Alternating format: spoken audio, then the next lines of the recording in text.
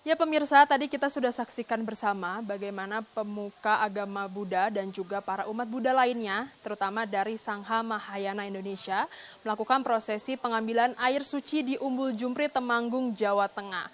Nah, ini memang menjadi tempat yang wajib ketika menjalani prosesi perayaan Waisak, terutama di tahun 2570 Buddhis era.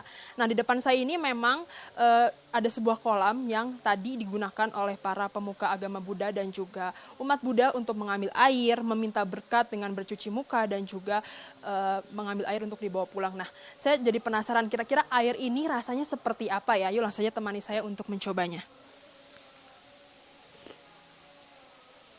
Dingin sekali pemirsa ini airnya karena memang berasal dari lereng Gunung Sindoro, dan ketika saya mencobanya tadi ini rasanya jernih sekali dan memang pantas disebut sebagai air suci nih pemirsa. Nah, kira-kira sejarahnya seperti apa? Saya ingin mencari tahu dengan berbincang langsung dengan juru kunci dari Umbul Jumprit ini.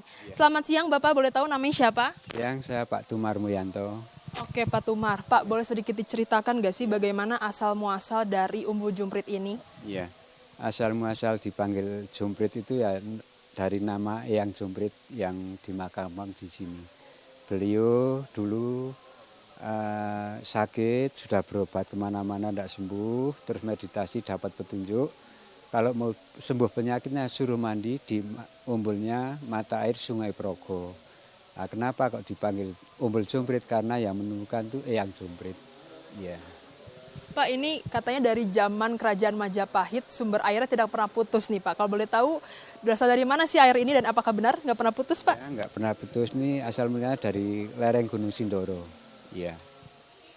Pak, ini kan di depan kita berbentuknya seperti kolam ya Pak untuk air sucinya, dan ini dibentuk seperti gua lah ya. Ini memang natural seperti ini atau memang gimana nih Pak? Ya memang natural seperti dulu, sejak dulu seperti ini.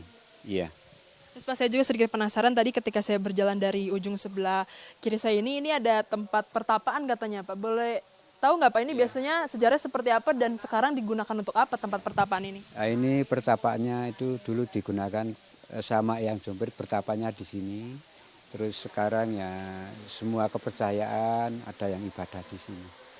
Ya. Pak, terus ini kan air sucinya memang di daerah Temanggung ya. Apakah masyarakat sekitar pun merasakan manfaat dari air murni ini Pak? Iya, ini kan digunakan untuk masyarakat sekitar sini sampai Parakan, Ngadirjo. Semua ambil dari sini, mata air sini. Jadi memang tempat Umbul Jumprit ini tidak hanya digunakan untuk perayaan Waisak, namun misalnya masyarakat yang ingin mengambil air pun bisa ke sini atau seperti apa nih Pak? Ya, masyarakat bisa ambil ke sini, ya semua kepercayaan dan semua gratis. Ya. Pak Tumar, terima kasih banyak sudah menceritakan kepada saya bagaimana sejarah adanya Umbul Jumprit dan air suci ini. Nah pemirsa, itu tadi hasil perbincangan saya bersama dengan Pak Tumar untuk mengetahui kira-kira seperti apa sih sejarah dari air suci Umbul Jumprit ini, karena memang setiap tahunnya identik digunakan sebagai tempat pengambilan air dalam merayakan Waisak. Nah pemirsa, jika Anda ingin tahu bagaimana proses-proses lainnya dalam merayakan Waisak 2570 Buddhis Era atau tahun 2026, terus ikuti saya Regina Marcella dan Muhasin Jalal dari Magelang, Jawa Tengah.